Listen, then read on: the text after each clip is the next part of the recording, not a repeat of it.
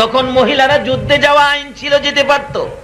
যুদ্ধের পোশাক পরে তরবারিটা হাতে লইয়া গুড়ার উপরে উঠে সমস্ত মক্কা নগর চক্কর লাগাইয়া বলতেছেন, এরে মক্কার যুবতীরা, আয় আমার সঙ্গে আয়, তোরা আমার সাথে কে যাবি, আয়।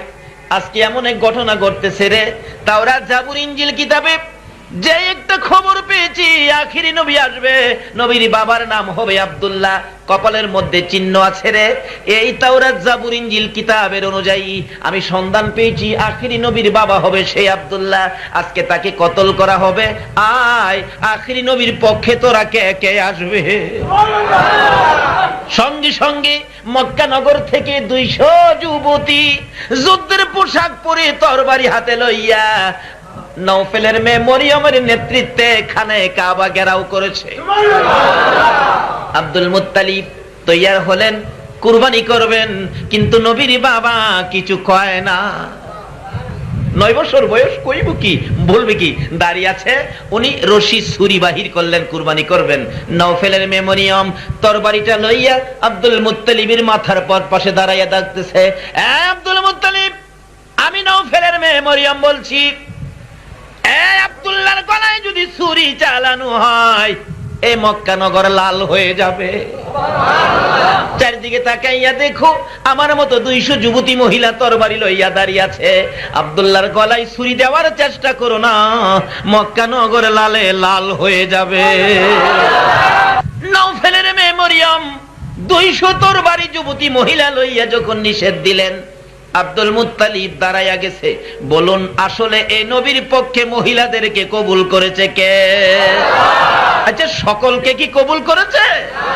কাজী কাকে আল্লাহ কবুল করেছে আজকে বাজেট নিজেরাই টের পাবে। আব্দুল মুত্তালিব বলেন, হাই কি বিপদ, তাহলে কি করতে হবে? এমন সময় দেখা যায় আপনাদের চামড়া ব্যবসায়ীর মতো ব্যবসায়ীরা দোকান বন্ধ করে গো তরবারি লইয়া মক্কার নগরী ঘেরাও করে ফেলেছে। খানায়ে কাবার চারিপাশে, ও ব্যবসায়ী ভাইরা, কারা তোমরা মাহফিলের আয়োজন করেছো, হিসাব করে দেখো তোমাদের কোত্থেকে কবুল হয়েছে। সকল ব্যবসায়ীরা দোকান বন্ধ করে তরবারি লইয়া খানায়ে কাবার চারিপাশে ঘেরাও।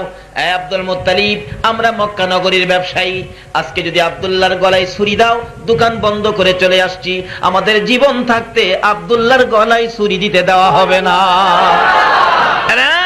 আব্দুল মুত্তালিব, আব্দুল্লাহ হলো আমাদের মক্কা নগরীর সম্পদ। হে আব্দুল্লাহর চেহারা দেখে যখন আমরা ব্যবসায় যাই, জীবনে কোনোদিন ব্যবসায় লস হয় না। কে করবা গো আমার নবীর ভালোবাসার ব্যবসায়ী কে হইবা? ব্যবসায়ীরা বলেন, আব্দুল মুত্তালিব, তোমার আশা পুরা হবে না। 99 বার লটারি টানে আব্দুল্লাহর নাম বের করেছো, আবার টানলে হয়তো আব্দুল্লাহর নাম আসবে। মক্কা নগরীর সম্পদ আব্দুল্লাহকে কুরবানি করতে দেওয়া হবে না রে আব্দুল মুত্তালিব। 100 বার টানতে পারো, আব্দুল্লাহর কুরবানি করতে দেওয়া হবে না। নওফেলের মেয়ে মরিয়ম 2টা চোখের পানি ছেড়ে ছেড়ে আব্দুল্লাহর সামনে দাঁড়াইয়া ডাকতেছে, আব্দুল্লাহ রে, তোকে কুরবানি করতে আমরা দেব না। আমি নওফেলের মেয়ে মরিয়ম তাওরাত জাবুর ইনজিল কিতাবের অনুযায়ী আমি আব্দুল্লাহকে ভালোবাসি রে আব্দুল্লাহ, আমি তোকে ভালোবাসি, জীবনের বিনিময়ে আমি তোকে বাঁচাইয়া রাখবো। মা বোনেরা, কে আছো গো আমার নবীরে ভালোবাসবা? নওফেলের মেয়ে মরিয়ম বলেন, আব্দুল্লাহ রে, আমি তোকে ভালোবাসি। ভালোবাসার কারণটা হলো তোর কপালের মধ্যে যাকে দেখা যায়। আমার মনে বড় আশা রে, আমি নওফেলের মেয়ে মরিয়ম আখিরি নবীর মানি হইতে পারি। আব্দুল মুত্তালিব, টানো টানো লটারি টানো। 99 বার যখন আব্দুল্লাহর নাম এসেছে, আবার হয়তো তার নাম আসবে। ও আব্দুল মুত্তালিব, 100 বার টানো, আব্দুল্লাহর নাম আসবে। নাম তাই না আনতে পারবি রে, কিন্তু কুরবানি করতে পারবি না। সবাই তাকিয়ে আছে, কোন নামটা আসে দেখি। আল্লাহর খেলা কে বুঝে? 100 বারের মাথায় আব্দুল্লাহর নাম আর আসলো না, 100 কুরবানি উটের নাম আইসা গেছে। খেলা শুরু হয়ে গেল এই মক্কা মদিনায়। এবার কুরবানি করে দিলেন 100 উট। কয়শো উট? আব্দুল মুত্তালিব খুশি, যাক আমার আব্দুল্লাহ বেঁচে গেল। আল্লাহ কই আব্দুল্লাহ রে তুই বাঁচাইছস না রে আব্দুল মুত্তালিব, তার কপালে যে আমার বন্ধু। ও ব্যবসায়ী ভাইরা, কারা সে ভাগ্যবান ব্যবসায়ী আজকের মাহফিলের আয়োজন করেছো, আর কারা সেই ব্যবসার কাস্টমার হয়েছো, এই মাহফিলের মধ্যে সে শরীক হয়েছে। আব্দুল্লাহকে ডেকে ডেকে নওফেলের মেমোরিয়াম বাড়িতে নেয়। আস্তে আস্তে বড় হইতেছে না আব্দুল্লাহ, বড় হইতেছে না, 9 বছর বয়স থেকে বড় হইতেছে।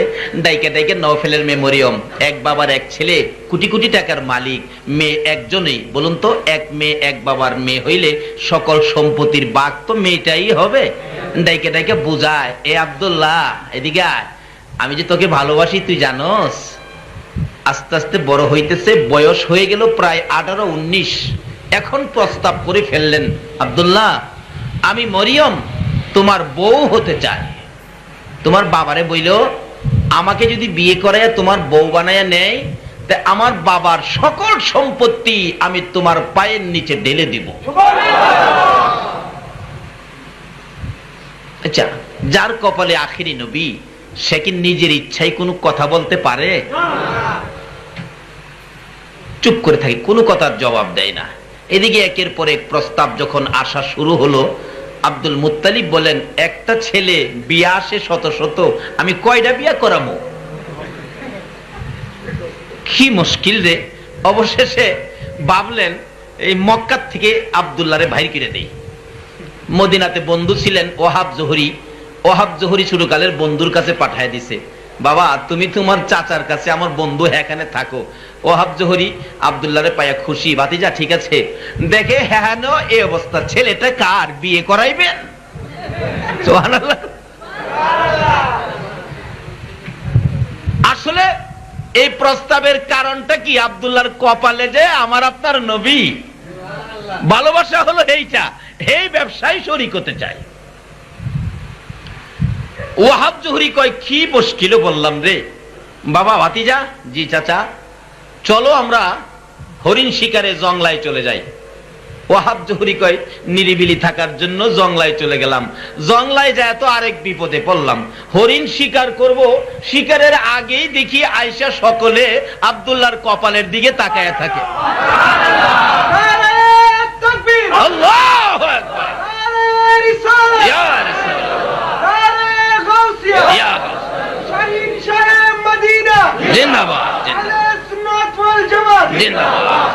ওয়াহাব জোহরি কয়, কি বিপদে বললাম রে ভাতিজারে লইয়া।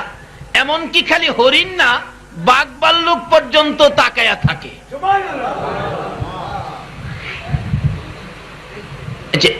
একজন ব্যক্তি মানুষ দাঁড়ায় আছে, বাঘ ভাল্লুক আইসা দেখে, এই খবরটা এলাকায় ছড়িয়ে পড়বে না? সকল এলাকায় ছড়িয়ে পড়ছে, আরে কি এক খবর জংলার মধ্যে। এমনি অন্যান্য মদিনার তাওরাত জাবুর ইনজিল কিতাবের আলেমরা বললেন, এরকম একটা নিদর্শন আমরা তাওরাত জাবুর ইনজিল কিতাবে পেয়েছি, আখিরি নবীর বাবা হবে আব্দুল্লাহ, তার কপালে আখিরি নবীর নূর মুবারক থাকবে।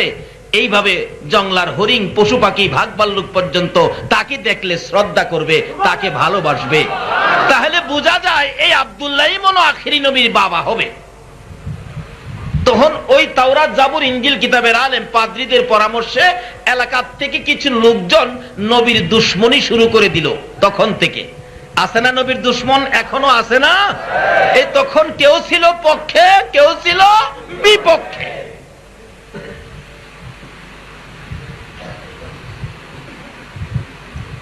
হাতিয়ার নিয়ে চারদিক ঘেরাও করলেন, আব্দুল্লাহকে মেরে ফেলবেন। নাউজুবিল্লাহ। এমনি সময় আব্দুল মুত্তালিব কাঁদতেছে, ভাতিজা তোমাকে তো বাঁচাইতে পারবো না, চারদিক তো ঘেরাও। ডাকতেছেন, খোদা গো, আমার ভাতিজা মেহমান, আমার বন্ধু আব্দুল মুত্তালিব আমার কাছে পাঠাইছে, তুমি আমার ভাতিজারে হেফাজত করো। সঙ্গে সঙ্গে দেখে আকাশের মধ্যে একটা মেঘের টুকরা, এর থেকে সাপ বিচ্ছু বৃষ্টি হইল। সাপ বিচ্ছু বৃষ্টি হইয়া যারা দুশ্মনী করতে আইছিল সবাইকে দংশন করে দুনিয়া থেকে বিদায় করে দিছে। এবার তাড়াতাড়ি করে বাড়িতে এসে কই, বাবা গো আর তোমারে রাখতে রাজি না, তাড়াতাড়ি যার ছেলে তার কাছে পৌঁছাইয়া দেয়। আবার মক্কা নগরীতে আইসা ডাকতেছে, বন্ধু আব্দুল মুত্তালিব, কি ভাই তোমার পোলা তুমি বুঝা লও, এই পোলারে সামলাইয়া রাখুন সম্ভব না। ব্যাপারটা কি? কই ঘটনা। যাও বাড়িতে যাও। ছোটকালে একবার দেখছিল এই ওহাব জোহরীর একটা মেয়ে যার নাম আমেনা, ছোটকালেই দেখছি, খুব সুন্দর। বাজেটটা কি নতুন করে হয়েছে না আগেই হয়েছে? আজকেও এই নবীর পক্ষে কে কে কোন ব্যবসায়ীরা আসবেন, বাজেটটা কি আজকে হয়েছে না আগেই হয়েছে? তাহলে আপনাদের ভাগ্যটা ভালো না খারাপ? নবীর পক্ষের বাজেটে যারা পড়েছেন, আপনারা এই দেশের ব্যবসায়ীতেও লাভবান, এই দেশের ব্যবসায়ীতেও লাভবান। আচ্ছা, তোর মেয়েটা খুব সুন্দর রে ওহাব জোহরী, আমার একটা ছেলে আছে আব্দুল্লাহ নামে, তোর মেয়েটার সাথে মানাইবো, মেয়েটা বিয়ে দিলে জানায় শোনাইয়া দিস।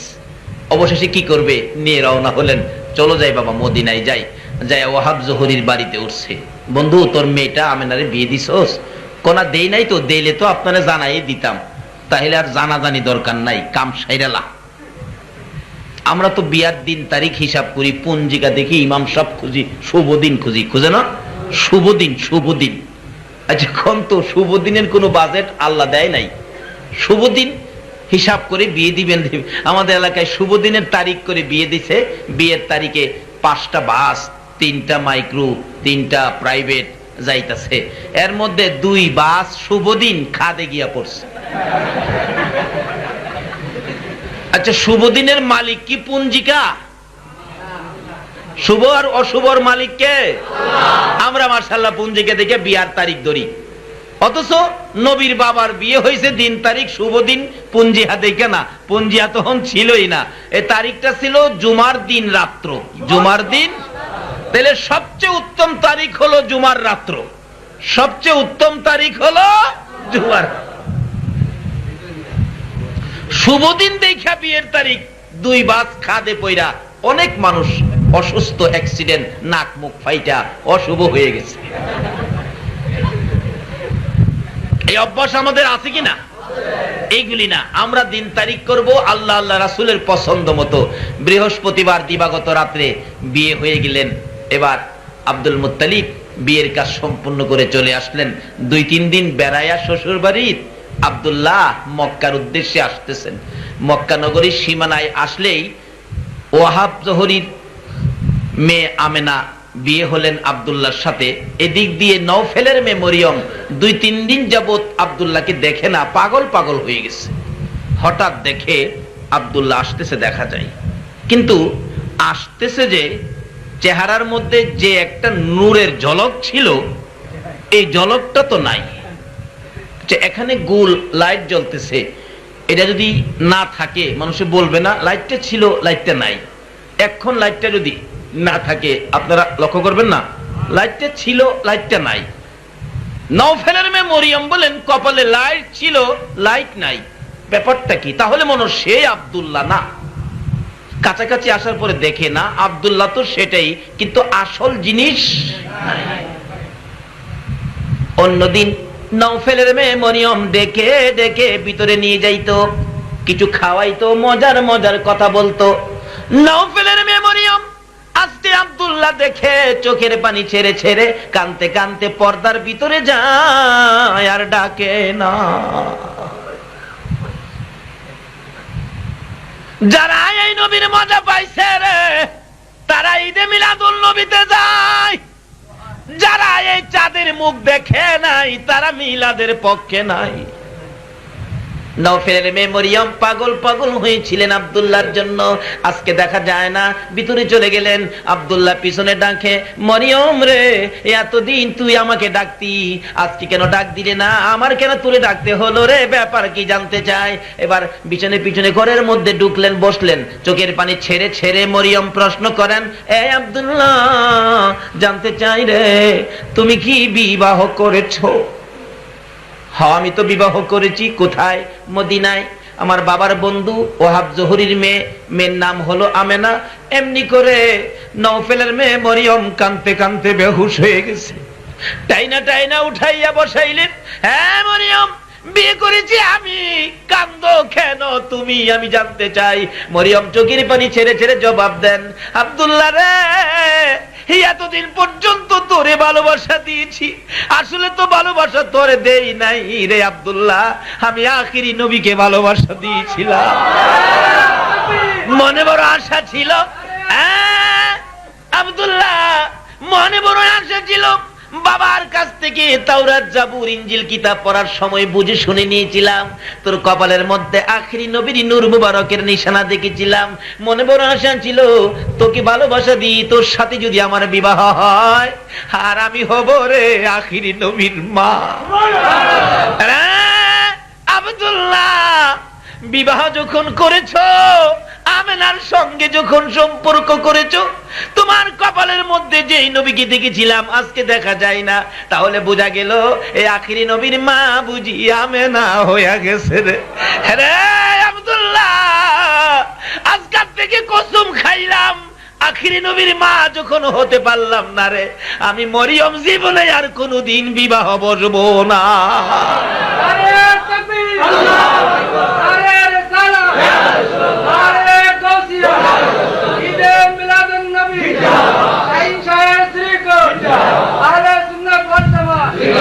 কিতাব বলেন এই মরিয়ম আমার নবী নূরানি জগৎ থেকে ভালোবাসা শুরু করেছে। কে কে ভালোবাসা দিয়েছে? এই জন্য একটা পুরস্কার পাবে হাসরের দিন মরিয়ম নামের মহিলারা। আমার আল্লাহ হাসরের দিন বিচারের কোট বসে এই মরিয়মের ভালোবাসাটুকুন কেন, নবী তো ভালোবাসা দিয়েছে নবীকে, কিন্তু নবীর হাতে কালিমা পড়ার সুযোগ তো পায় নাই। কি বলেন, পাইছে? মা হইলে তো পাইতো, যেমন আমেনা নবীর মা হইয়া কালিমা পড়ার সুযোগ পাইছে, আব্দুল্লাহও কালিমা পড়ার সুযোগ মা আয়েশার জীবনীতে পাবেন। মা আয়েশা বলেন, বিদায় হজ্জে আমি নবীর সঙ্গে ছিলাম, কিন্তু মক্কা নগরীতে যাইয়া দেখি আমার নবী একটা কবরের পাশে যাইয়া খুব কাঁদতেছেন। তাহলে বোঝা গেল কবরের পাশে যাওয়া কি নাকি নাজায়েজ? মা আয়েশা বলেন, আমি দেখলাম আমাকে পাশে দাঁড় করাইয়া একটা কবরের পাশে যাইয়া খুব কাঁদতেছেন নবীজি। কান্দার পরে বেরিয়ে আসলেন, আবার দেখলাম হঠাৎ করে খুব হাসতেছেন। ভাবলাম ব্যাপারটা কি, এত কান্দার পরে হাসতেছেন? কাছে আসে জিজ্ঞেস করলাম, ইয়া রাসূলুল্লাহ, মনে দুঃখ নিবেন না, একটা প্রশ্ন করি, জবাব দেবেন? কি জবাব রে আয়েশা? বলো। হুজুর, একটা কবরের পাশে যাইয়া খুব কাঁদলেন, ব্যাপারটা কি, কার কবরে কাঁদলেন? আমার নবী আবার দুইটা চোখের পানি ছেড়ে দিলেন, আয়েশা রে, আমার সুখে দুঃখের সঙ্গিনী খাদিজার কবরের পাশে আমি কাঁদলাম। আল্লাহ সেই তৌফিক দিয়েছে, সেই মা খাদিজার কবরের পাশে সূরা ইয়াসিন তেলাওয়াত করে বলেছিলাম, মা খাদিজা গো, তোমার পাশে দাঁড়ায় আমার রাসূল কান্ত। খাদিজা, তোমার জন্য আমি রাসূল কাঁদলাম। যেদিন মক্কা নগরীতে কেউ আমার পক্ষে ছিল না, আমার ভালোবাসা চিনতো না, এদিন তুমি জীবন, জৈবন, ধন সম্পদ সবগুলো আমার পায়ের নিচে ঢেলে দিয়ে আমি নবীর প্রেমের মালা গলায় পরেছিলাম। বলুন, নবীরে ভালোবাসছিল কিনা খাদিজা? আসুন আগে বাড়ি যাই না ওদিকে। এবার বলতেছেন, ও আয়েশা সিদ্দিকা, শোনো, আমি আমার প্রাণ প্রিয় বিবি খাদিজার কবরের পাশে কাঁদলাম। আচ্ছা হুজুর, কাঁদলেন, তারপরে হাসলেন আবার কেন জানতে চাই। আমার নবী বলেন, হাসলাম রে আয়েশা এই জন্য, আমার খাদিজার কাছ থেকে আসার একটু পরে দেখি আমার আম্মা আব্বা দুজন আমার সামনে হাজির হয়ে গেছে। আমি আমার আম্মা আব্বারে কালিমা পড়াইছি রে, আমি আমার আব্বা আম্মারে কালিমা পড়াইলাম, সেই জন্য আমি নবী বড় খুশি খুশি হইলাম। কিন্তু আমেনা নবীজির মা হওয়াতে, আব্দুল্লাহ নবীজির বাবা হওয়াতে কালিমা পড়ার সুযোগটুকু আমার আল্লাহ সশরীরে নবীর সামনে হাজির করে করে দিলেন। নওফেলের মেয়ে মরিয়ম তো কালিমা পড়তে পারে নাই, মাও হতে পারে নাই, শুধুমাত্র নবীর ভালোবাসায় আব্দুল্লাহর বিবি হতে চেয়েছিলেন। সেই জন্য আমার আল্লাহ এটুক ভালোবাসার কারণে পুরস্কার কি দেয়, কিতাবে আসছে হাসরের ময়দানে বিচারের কোট বসে আমার আল্লাহ ডাকবেন, জিবরাইল রে, মরিয়ম নামে মহিলাটাকে আমার কাছে আসতে বলো। ডাক দিবেন, মরিয়ম কে? হাসরের ময়দানে বলুন তো, মরিয়ম কি একজন? হাজার হাজার মরিয়ম আছে না? মরিয়ম কে? আসেন আপনারা এইদিকে। হাজার হাজার মহিলারা জড়ো হতে থাকবে। জিবরাইল বলবেন, খোদা গো, মরিয়ম তো একজন কইলেন, এখন তো হাজার হাজার নামের মরিয়ম আসতেছে, কোন মরিয়মের কথা আপনি বললেন? আল্লাহ বলবেন, ঈসা নবীর মা মরিয়মকে বলছি। ঈসা নবীর মা মরিয়ম কই, এদিকে আসো। অন্য মরিয়মরা মনটা কষ্ট করে ফেলবেন, কিন্তু আল্লাহ তো টার্গেট করে রাখছে, একটা মরিয়ম নামের মহিলা আমার নবীরে ভালোবাসছে, ওই নুরানি জগৎ থেকে। ফেরেশতা বলবেন, প্রভু গো, মরিয়মে একজনকে ডাকলেন, নিয়ে গেলেন ঈসা নবীর মাকে, সকল মরিয়মের মনটা তো কষ্ট হয়ে গেল। আমার আল্লাহ তখন ওই ভালোবাসার পুরস্কার হিসাবে ঘোষণা দিবেন, রে জিবরাইল, ডেকে ডেকে সকল মরিয়ম নামের মহিলাদেরকে জড়ো করো। আমার ঈসা নবীর মা মরিয়মের নামের সাথে মিল করে যত মরিয়ম এখানে দাঁড়াইছে রে, ঈসা নবীর মা মরিয়মের নামের খাতিরে এই নামের সকল মরিয়মকে আমি মাফ করে দিলাম। আসল মাপের কারণ হলো এই মহিলাটারে যে ভিতরে আনতে হবে, ওই যে নবীর ভালোবাসা। এত দূর থেকে নবীর ভালোবাসাই যদি হাশরের ময়দানে এইভাবে আমার আল্লাহ মাফের ফায়সালা দিতে পারে, আজকে সে নবীর ভালোবাসায় নবীর উম্মত হইয়া যদি আমরা সময় কাটাই, বলুন তো এর চেয়ে আরো সহজে মাপের ফায়সালা দিতে পারবে না? আসুন, বলতেছিলাম ব্যবসায়ী ভাইদের কথা, আমি আলোচনায় যাই না এখনো। কারাই আয়োজন করেছেন একদিন এই নবীর প্রেমে, এ নবীর ভালোবাসায় ব্যবসায়ী ভাইরা দোকান বন্ধ করে নবীর পক্ষে তরবারি হাতে নিয়েছিলেন আর বলেছিলেন, এ আব্দুল্লাহ আমাদের মক্কা নগরীর সম্পদ। আসলে কি আব্দুল্লাহ সম্পদ, নাকি আব্দুল্লাহর কপালে যিনি ইনি সম্পদ? তাহলে বাস্তবে আসুন, নবী হলেন সম্পদ, নবী হলেন, নবী আব্দুল্লাহর কপালে থাকার কারণে আব্দুল্লাহর দাম। যেদিন নবীজির দাদা আব্দুল মুত্তালিব দুনিয়া থেকে বিদায় হবে, তো আমাদের এই নবী ছোট, 7-8 বছর বয়স, প্রায় এই সামান্য বেশ কম হতে পারে, তখন তো এরকম কড়াকড়ি হিসাব ছিল না। 8 বছর বয়স, নবীজির দাদা অসুস্থ আর স্বাস্থ্য কোলায় না, মনে হয় যে মৃত্যুবরণ করবে। একদিন ডাকতেছিলেন, এই ছেলেরা এদিকে আসো, আমার এতিম নাতিরে তোমরা কেন নিবা? আচ্ছা দেখি তো, আজকে যদি এই নবী থাকতো 8 বছর বয়সে, আব্দুল মুত্তালিব যদি আপনাদের সামনে ডাক দিত, ও ব্যবসায়ী ভাইরা, তোমরা আমার এই নাতিরে কেন নিবা? আচ্ছা, এই নবীকে নিতে আপনারা কে কে হাত বাড়াইতেন? হাত তুলে দেখান তো দেখি। মাশাআল্লাহ, মাশাআল্লাহ, আল্লাহু আকবার। হাত নামান। এই নবীকে নেওয়ার জন্য হাত বাড়াইছেন, এই হাত আমার আল্লাহ দেখছেনি? আমার নবী দেখছেনি? না নবী ঘুমাই রইছে? এখন আমার আল্লাহ বলতেছেন, ফেরেশতারা আমার বন্ধুর রওজা পাকের পর্দাগুলি উঠাইয়া দে।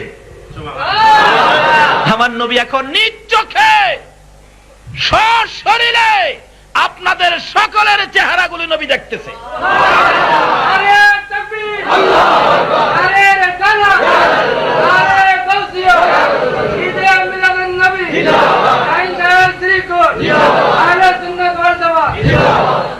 এবার নবীজি বলতেছেন, প্রভু গো, আমার পক্ষে হাত তুলছে আমার উম্মতেরা, আমি 2টা হাত তোমার কাছে তুললাম।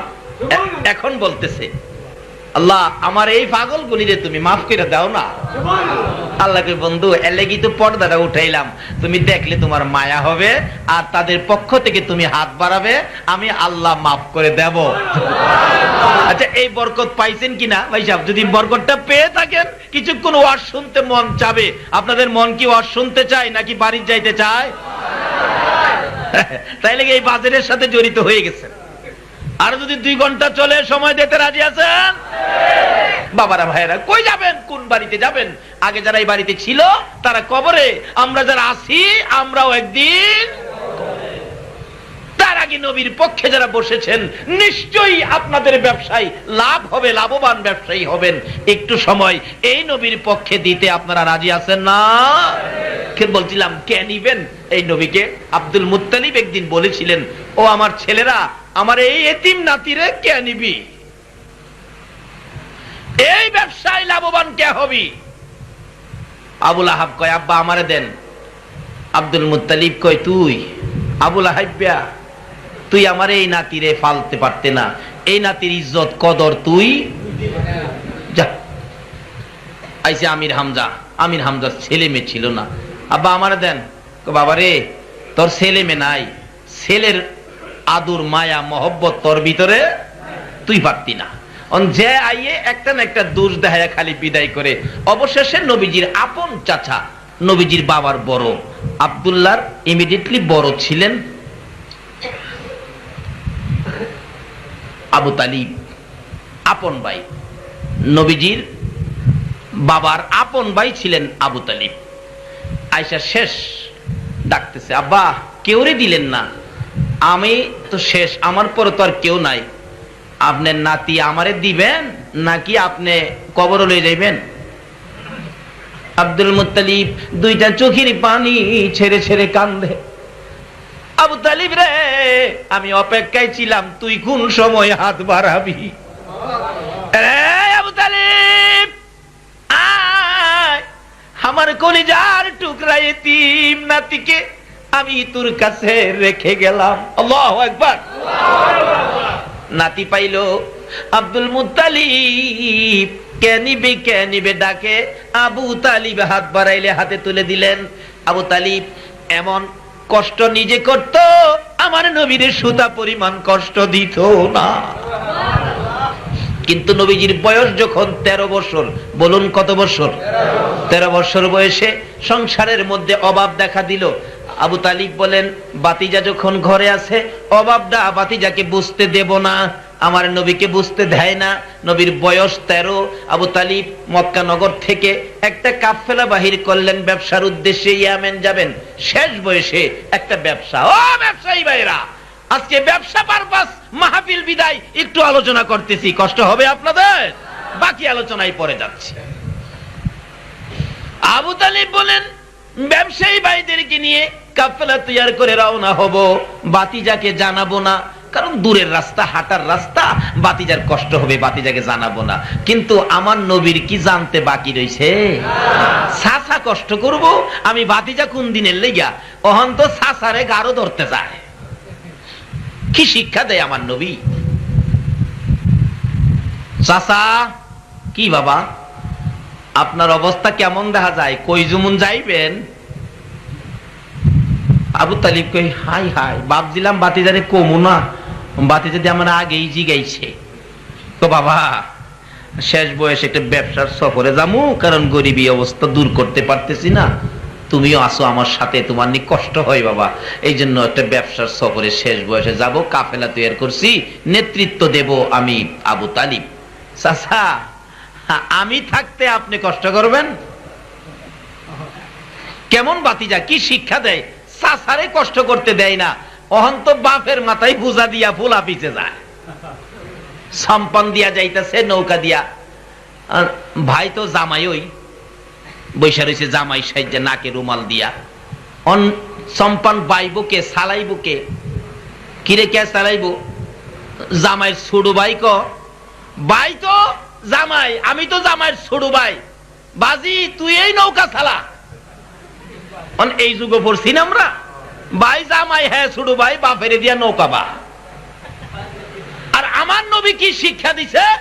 চাচা, আমি থাকতে আপনি কষ্ট করবেন, ব্যবসার উদ্দেশ্যে মালামাল আপনারা কষ্ট করে নিবেন, আমিও যাবো আপনার সাথে। কে যাইতেছে? কোন নবী? যে নবীর নাম রাহমাতাল লিল আলামিন।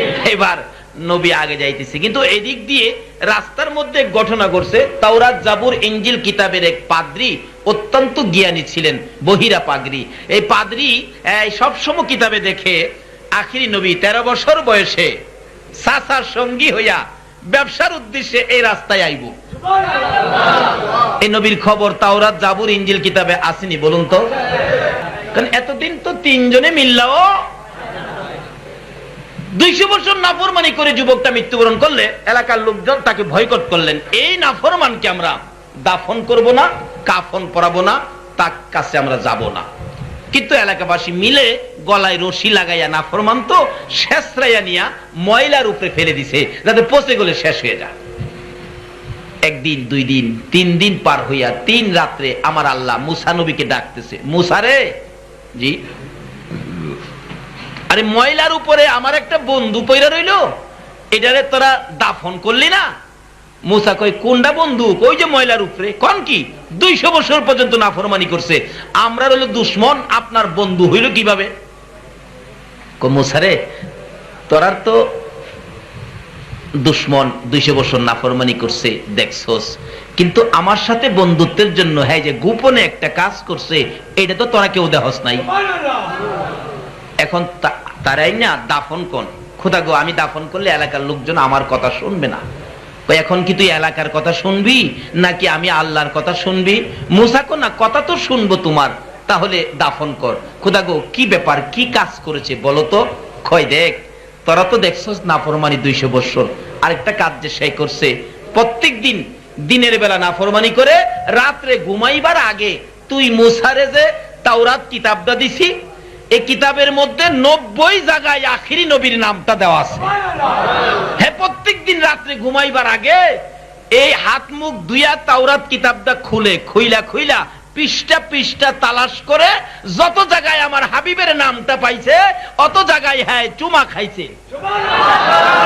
90 জায়গায় আমার বন্ধুর নামে চুমা না খাইয়া হ্যাঁ কোনোদিন রাত্রে ঘুমাইছে না। 200 বছরের নাফরমানি আমি একদিকে রেখেছি, আর আমার বন্ধুর নামের চুমা গুলো আরেক দিকে রেখেছি।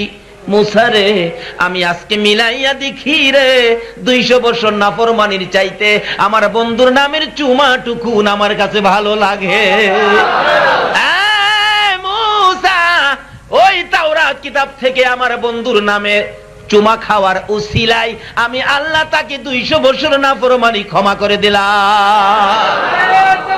আল্লাহু আকবার। ইয়া রাসূলুল্লাহ, ইয়া গাউসুল আজম, জিন্দাবাদ জিন্দাবাদ জিন্দাবাদ, মাশাআল্লাহ। আসুন আগে বাড়ি। এবার মুসা নবীর তাওরাত কিতাবে, ঈসা নবীর ইনজিল কিতাবে, দাউদ নবীর জাবুর কিতাবে আমরা নবীর আগমনের খবর আছে কিনা বলুন তো? শুধু এই জায়গার মধ্যে কত যে আছে, কিভাবে আছে, ও আজ করলে 2 ঘন্টা এখানেই যাইবো গা। আমি আমার টার্গেটও এখনো যাইতে পারতেছি না। আসুন যাই, ব্যবসাটা আগে বুঝাই লই, ব্যবসার পরে বাকি কাজে যাইতেছি।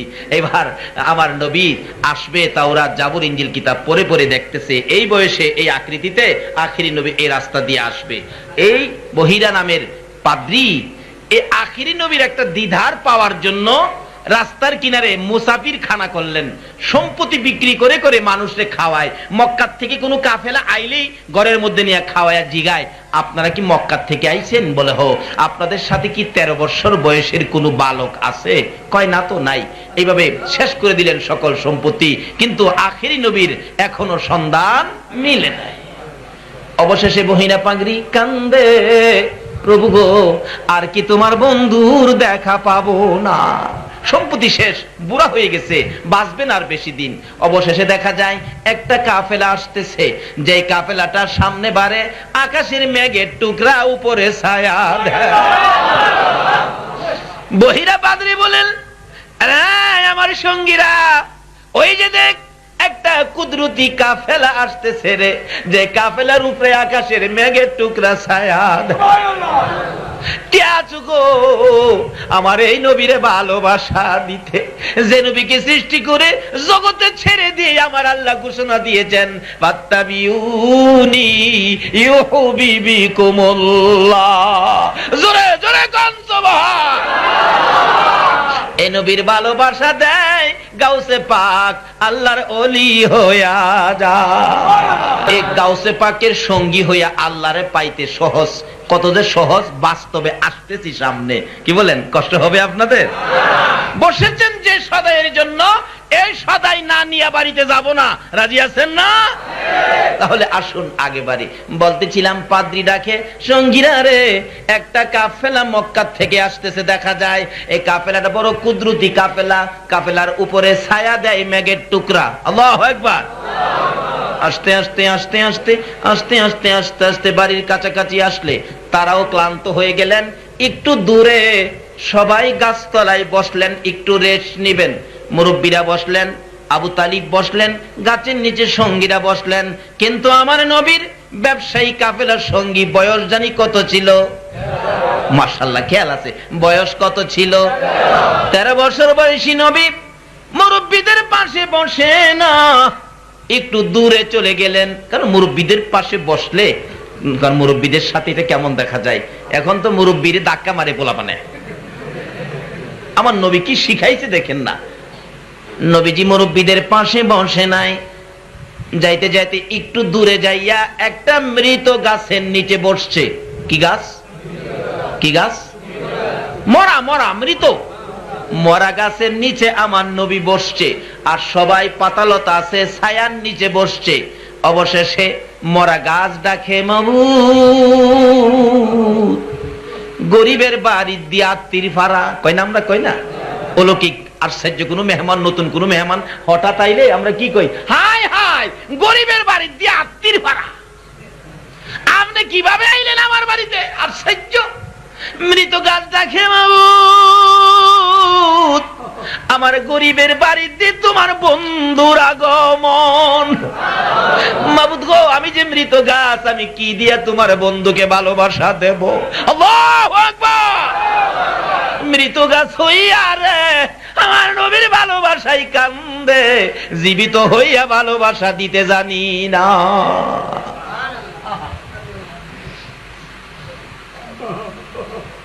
মাবুদ আমি যে মৃত, তোমার বন্ধু দিয়ে আমার নিচে বসেছে, আমার প্রাণ ফিরাইয়া দাও।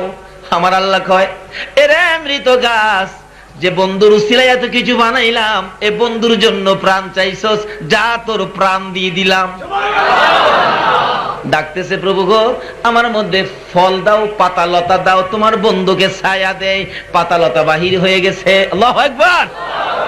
মাবুদ আমারে ফুল দাও, ফল দাও, তোমার বন্ধুকে কিছু খেদমত করার জন্য। এদিক দিয়ে ফুল ফল বাহির হয়ে গেছে। গাছ ডাকতেছে, দয়ার নবী মায়ার নবী গো, আপনি নবী আমার জীবনের জীবন। বলুন, দয়াল নবী মায়ার নবী গো, আপনি নবী আমার আল্লাহর বন্ধু। আমি মৃত ছিলাম, আপনার ভালোবাসায় প্রাণ ফিরে পেয়েছি। হুজুর আপনার ভালোবাসায় পাতা লতা পেয়েছি, আপনার ভালোবাসায় ফুল ফল পেয়েছি। হুজুর গো আপনি একটা ফল খেয়ে আমার জন্য দোয়া করে দেন। আল্লাহু আকবার। এদিকে চলেছে নবীর ভালোবাসা, মৃত গাছ জীবন পাইয়া। ওদিক দিয়ে ভালোবাসা চলছে গো। তাওরাত জাবুর ইনজিল কিতাবের আলেম পাদ্রী, বহিরা পাদ্রী বলতেছেন, দেখো তো কাফেলাটা বসে গেছে, কোত্থেকে আসছে জিজ্ঞেস করো। যে গেলেন কাফেলার সর্দারকে, বললেন কাফেলার সর্দার হলেন এই মুরব্বী, নাম কি আপনার? আমার নাম আবু তালিব। আপনি কি মক্কা নগরীর থেকে আসছেন? হ, আমাদের পাদ্রী আপনাকে ডাকছে। আপনি কি কাফেলার সর্দার? হ। মক্কা থেকে আসছেন? হ। আমি তো আপনাদের জন্য খানার ব্যবস্থা করেছি, আপনারা সকলে আসেন আমার বাড়িতে খানা খান। অন সকলে আসবেন তো? অন এই মালামাল পাহারা দিবি কে? আবু তালিব বলেন, মালামাল পাহারার উপযুক্ত আমার ভাতিজা, কারণ ভাতিজার মধ্যে কোনো বেশ কম। এখন তো কর্মচারীরে ক্যাশও দেয়া যায়, কিন্তু মহাজন গর্তে যার সময় চাবিটা দেয়, কারণ জানে চাবি দিলে খবর আছে।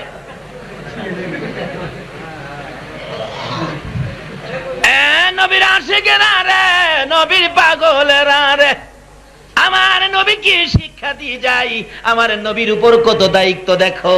এবার নবীর চাচা আবু তালিব বলেন, এই মালামাল দেখাশোনার জন্য, হেফাজতের জন্য একমাত্র উপযুক্ত হলো আমার ভাতিজা, যার নাম ছিল মক্কা নগরীতে লকব ছিল আলামিন।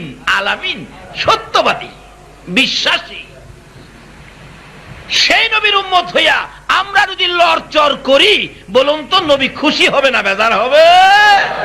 কাজে যদি লড়চড়ের অভ্যাস কারো থাকে, আজকাল থেকে কসম খান, তাহলে বিপদে নবীরে পাবেন। ব্যবসায়ী ভাইদের উদ্দেশ্যে বলছি, যেহেতু আয়োজন ব্যবসায়ী এলাকার থেকে, এরপর আমি আলোচনায় যাচ্ছি। কি বলেন, কষ্ট হইতেছে আপনাদের? এবার ডাকতেছেন, বাবা তুমি মালামাল পাহারা দাও, আমরা খাই আসি। আচ্ছা আচ্ছা যান। সবাই গেছে, খাইতে বসছে। এবার পাদ্রী ডাকতেছে, মক্কা থেকে আসছেন? হ্যাঁ। আপনারা কতজন আসছেন? কেন সকলেই কি আমার ঘরে বসছেন? হ্যাঁ সবাই বসছি, প্লেট দিয়া দেন, খালি একটা বাচ্চা রয়েছে, এটা মালামাল পাহারা দেয়, দেন আমরা খামু, পেটে খিদা, খানা দেন। পাদ্রি ডাকে, বাচ্চাটা কে রইছে? আবু তালিব কয়, বাচ্চাটা আমার ছেলে। তোমার নাম কি? আমার নাম আবু তালিব। এমনি তাওরাত জাবুর ইনজিল কিতাব খুলছে, খুইলা দেখি লেখা, মক্কা থেকে কাফেলা আসবে, সর্দারের নাম হবে আবু তালিব, 13 বছর বয়সে আখিরি নবী থাকবে তার সঙ্গী, যে নবীর বাবার নাম হবে আব্দুল্লাহ, মায়ের নাম হবে আমেনা। পাদ্রী ডাকে, রে আবু তালিব, তোমার ছেলেটা কোথায়? তোমার ছেলে যতক্ষণ আমার ঘরের ভিতরে না আসবে আমি কাউরে খানা দিব না। আবু তালিব রে, যেই নবীকে দেখার জন্য সব শেষ করেছি, নবীর দেখা পাইলাম না, কলিজা মানে না রে। আজকে কেন জানি আমার কলিজা বড় শান্ত শান্ত লাগে, মন বলে আজকের কাফেলার মধ্যে আমার মনের আশা পুরা হবে। এরে আবু তালিব, তোমার সন্তান, তোমার ছেলেটা কই? তোমার ছেলে না আসা পর্যন্ত আমি কাউরে খানা দেব না। ও ব্যবসায়ী ভাইরা, ব্যবসায়ী চলো না আমার নবীরে লইয়া, দেখো না কি ব্যবসা হয়, দেখো না কি ব্যবসা হয়। এবার আসতেছে, খবর দিলেন, যাও আমার বাতিজাকে আসতে বলো। আইসা যখন আমার নবী দরজায় দাঁড়াইছে, পাদ্রী দেখে নবীর মাথার উপর ছায়া দিতেছে, একটা চিৎকার মেরে ডাক মারছে, হ্যাঁ আবু তালিব, সত্য করে কও, এটা কি তোর ছেলে হয় না তোর ভাতিজা হয়? আবু তালিব বলেন, আমার ছেলে। পাদ্রী বলেন, না রে, তাওরাত জাবুর ইনজিল কিতাবে কয় তোর ভাতিজা। এই যে দেখ, তাওরাত জাবুর ইনজিল কিতাবে যে মাপ দিয়েছে, এই মাপ মতো পেয়েছি উনি আখিরি নবী, যার বাবার নাম আব্দুল্লাহ, মায়ের নাম আমেনা, তুই তার বাবা না রে, তাওরাত জাবুর ইনজিল কিতাবে কয় না। বাবা মোহাম্মদ, আসো, তুমি ঘরের ভিতরে আসো, এবার খানা দেওয়া হবে, খানা খাও, বিদায় হয়ে যাইবা। খানা খাওয়ার পরে বিদায় হবেন। এবার পাদ্রী মুত্তা আবু তালিবের পাশে দাঁড়াইয়া কাঁদতেছে, আবু তালিব রে, তোর দোহাই দে রে, আখিরি নবীরে লইয়া আর সামনে যাইস না।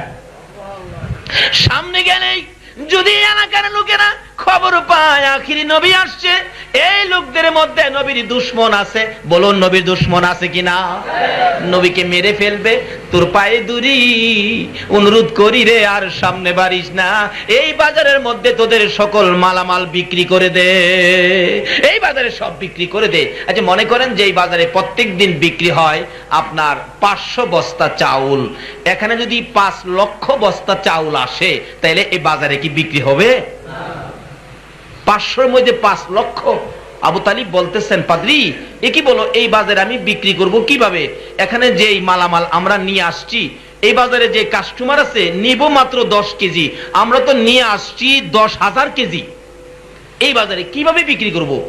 পাদ্রী বলেন, ও আবু তালিব, এই বাজারে বিক্রি কর, আখিরি নবীরে লইয়া সামনে যাইস না, বিপদ আছে, তোর বাতিজারে লইয়া তাড়াতাড়ি বাড়িতে যা। আবু তালিব দুইটা চোখের পানি ছেড়ে দিয়ে ডাকতেছেন, বাবা মোহাম্মদ আসো আমার পাশে, ও বাবা মোহাম্মদ আসো। তাওরাত জাবুর ইনজিল কিতাবে বলে তোমার ঘটনা কয়েছে, তোমার খবর সব দিয়েছে। বাবা গো, আর আমার সামনে যাওয়া দরকার নাই, আমার ব্যবসার দরকার নাই, মাল লস হোক আর লাভ হোক, এই বাজারে আমি মাল বিক্রি করে দিব। ঘোষণা দিলেন সর্দার হইয়া, তোমরা সকলে মালামাল আমার বাতিজার খাতিরে এই বাজারে বিক্রি করো, কারণ আমার বাতিজাকে লইয়া আমরা এখান থেকে মক্কায় ফিরে যাব। এবার মালামাল বিক্রি শুরু করলে কিতাব বলেন কোত্থেকে যেন কাস্টমার খালি বাড়তে আছে। লাগবো 10 নিতে আসে 15, লাগবো 20 কেজি নিতে আসে 25 কেজি। এইভাবে কিছুক্ষণের মধ্যে যেই মাল বিক্রি হওয়ার কথা ছিল না, এই মাল বিক্রি হওয়ার পরে আরো কাস্টমার বাকি। আল্লাহু আকবার। আবু তালিব বলেন, পাদ্রীরা এটা কোন ব্যবসা শুরু হইল? আমার আল্লাহ বলেন তোমরা কারা রে দুনিয়ার মানুষ আমার এই প্রেমের ব্যবসায় শরীক হবে?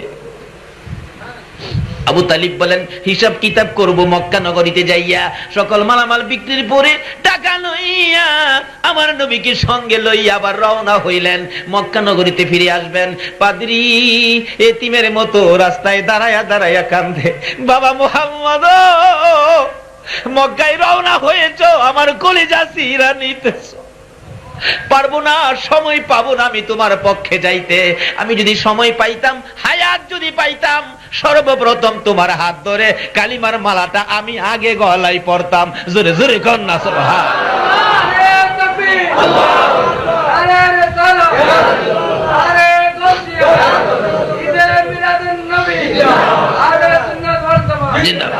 আজকে কারাগো এই ব্যবসায় শরীক হয়েছো, এই কালিমার মালা গলায় পড়েছো, নবীকে নিয়ে ব্যবসায় যাও, নবীর ভালোবাসার মাহফিল করো, নবীর পক্ষে থাকো, ব্যবসায় বরকত হবে।